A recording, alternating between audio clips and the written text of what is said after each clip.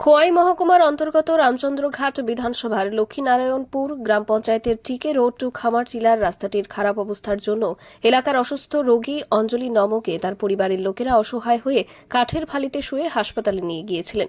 তখন সোশ্যাল মিডিয়াতে রাজ্যের উন্নয়নের বাস্তব চিত্র তুলে ধরা হয়েছিল। ঠিক তেমনি আজও সদ্যজাত শিশু তার মাকে হাসপাতাল থেকে বাড়িতে নিয়ে যাওয়া হচ্ছে ঠিক একই রাস্তায়, এবার আরও অভিনব পদ্ধতিতে।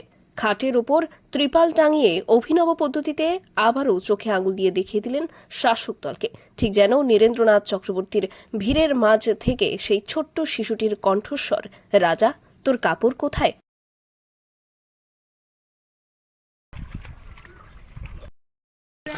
কিতা হয়েছে বিষয়? আমার ওয়াইফ ডেলিভারি হয়েছে, ঠিক আছে। জিবি থেকে মানে আমি বাড়িতে আইছি, ওখানে আমি বাড়ির দোকানে আমার রাস্তার মধ্যে এই অবস্থা, গাড়ি আয় না বাড়ির রাস্তার মুখের মধ্যে লেখা আছে বিকল্প রাস্তা ব্যবহার করুন, বাট বিকল্প রাস্তা কোনো রাস্তাই নাই গাড়ি যাওয়ানোর মতন।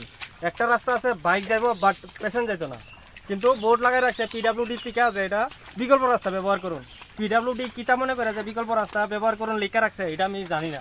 বাট পিডাব্লিউডি ওখানে এই যে আমরা এইভাবে যে পেশেন্টারে আমরা বাইক লিয়ে যাইতাছি, এটা পিডাব্লিউডি এটা ওখানে ইয়া দিতে আপনারা বিকল্প রাস্তাটা যে কইছে বিকল্প রাস্তা ব্যবহার করতাম। আপনারা গ্রামের মেম্বার প্রধানেরা কি জানাইছেন না? আমি তো তারারে জানা মুখে কাজ তো তারা করে না, আর তারা তো গ্রামের সমস্যা দেখতো না, এটা তো আর আমি জানি না।